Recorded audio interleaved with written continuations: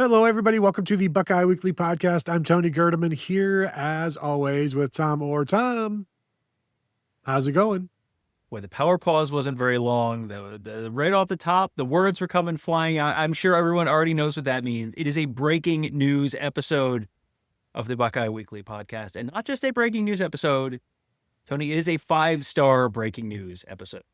Yeah, not just 5-star, the number one quarterback in the 2028 class, Christopher Vargas, has announced his commitment to Ohio State. 6'4", 6'5", 195 pounds, long and lean right now, but will obviously bulk up for the Buckeyes, but commits to Ohio State over schools like Oregon and Alabama and all of those others. The rare Massachusetts top prospect from St. John's Prep in Danvers, Massachusetts. Perhaps the Ryan Day connection to Don Brown has finally paid off in a positive way for the Buckeyes. But we saw Christopher Vargas at the Ohio State camp at 7-on-7, and he sure looked the part there.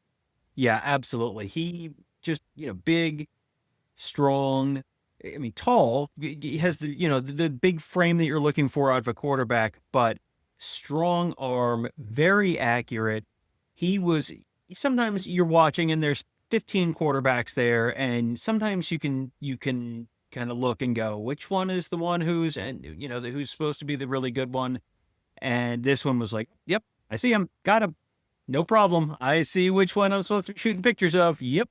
And just very, very, just everything looks the way it's supposed to look. And I think with quarterbacks, I'm sure everyone's immediate reaction is, yes, but can he run? And I think, we didn't see him, that he wasn't out there running the option or anything like that, but looked mobile enough. I think that's kind of where I would fall with him, where he's not going to be a run first quarterback by any means. I don't know that I would even categorize him as like a real dual threat kind of quarterback, but I think he's probably going to be plenty mobile enough for what they would need from him.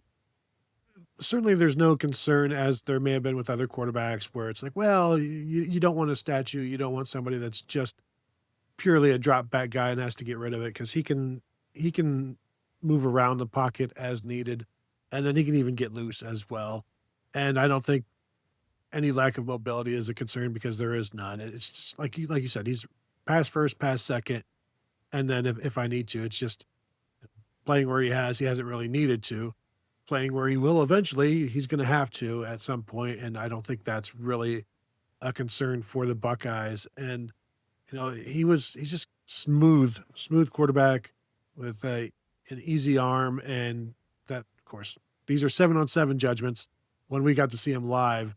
But you're right, like he stands out. And then what also stood out is, so you're there on the first day for 7-on-7. Then he came back the next day for one of the one-day camp things, and he maybe worked out for about 30 minutes and then just hung out with Ohio State players, with future teammates at that point, with like Jett Harrison. I think maybe Jameer Brown. Him and Jameer Brown were on the same 7-on-7 team, so they've got a connection. And it just looked like he was very, very comfortable at that time. And clearly, boom, hey, look, he was. Yeah, this is one of those things where you just kind of have to just check the boxes at that point. Because if you're a top quarterback, you look at going to play for Ryan Day, where he has put plenty of quarterbacks in the first round of the NFL draft. Okay, check that box. For Ohio State, where you are coming in and you are, the standard is win the Big Ten, win the national championship. You're going to be playing in the college football playoff most, if not every year. So, okay, you want to compete at the high level? Yeah, sure, check that box.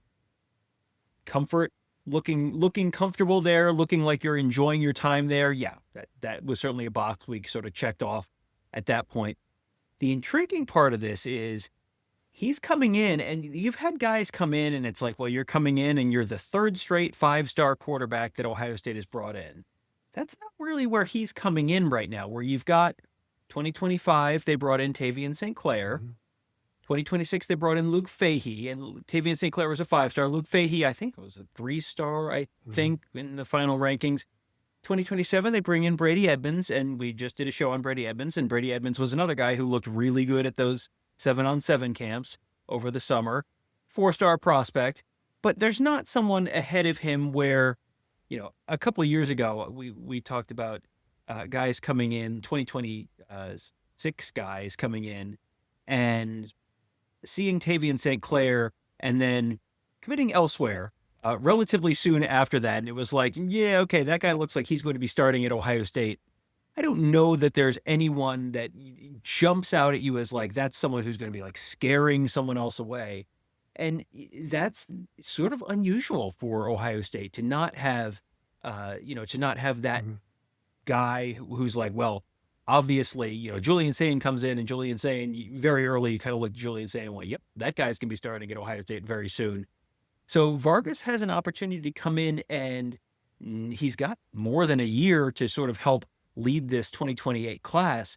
And, by the time he's on campus, 2028, you figure he's not a true freshman starter, but 2029, I think, is that the year they go to Alabama, 2029, something like that? I know they've got those trips coming up, so could have he could be starting, at some point in some pretty consequential interconference games, which will or will not determine which conference is the best conference in the history of the world, depending on who wins.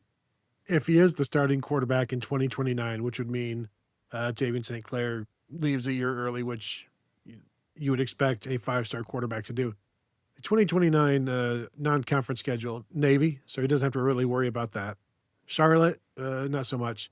Youngstown State, nice easy way to ease things in.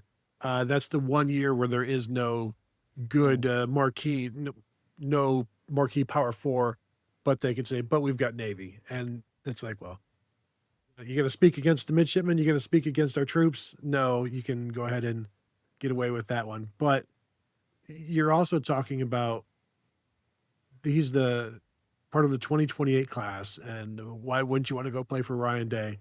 Also, why wouldn't you want to throw the ball to Jett Harrison, Mm-hmm. 5-star wide receiver, the number 1 overall player in the Rivals rankings? He's the arguably the number 1 receiver by all accounts. Elijah Newman Hall, one of the top 5 running backs in the nation, top 100 player. And that's just, those are your first 3 offensive commits in the 2028 class. They join Jameer Weiss, 5-star defensive lineman from Trotwood, Madison. And boy, not a bad start. Tom, as you say, if these trends continue with that 2028 class. Yeah, not bad at all, because you got, Jett. I'm looking at the 247 composite right now. Jett Harrison, number 4 overall player. Christopher Vargas, number 6 overall player. And there are only currently 2 of the top 6 players in the nation, 2 of the top 8 players in the nation committed, and they're both committed to Ohio State. So very early, but I think probably Ohio State has probably pushed off the doom of the program for at least one more year. That's probably reasonably safe at this point, but it's yeah. Everyone has been a little jittery about Ohio State recruiting at various times over the last couple cycles, and it always kind of keeps working out. They have ended up with pretty good classes, and then 2027 class, the lines are just incredible. 2028 feels like, okay, well, there might be a little strategy going on here, because 2027 you've got the lines, which typically take about a year longer to develop. 2028, boy, the skill position is looking pretty darn good in 2028. So, look out, Charlotte and Youngstown State. The 2029 Ohio State Buckeyes might not be bad. Well, and this is also now an opportunity for Christopher Vargas to become one of your lead recruiters. Mm-hmm.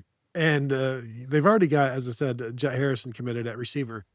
Braylon Clark, who is Rivals' number 6 overall player, wide receiver from Charlotte, heavily favoring Ohio State at this point. Mm-hmm. And then you also have Lorenzo McMullen from Cincinnati Princeton, another 5-star wide receiver who is an in-state guy.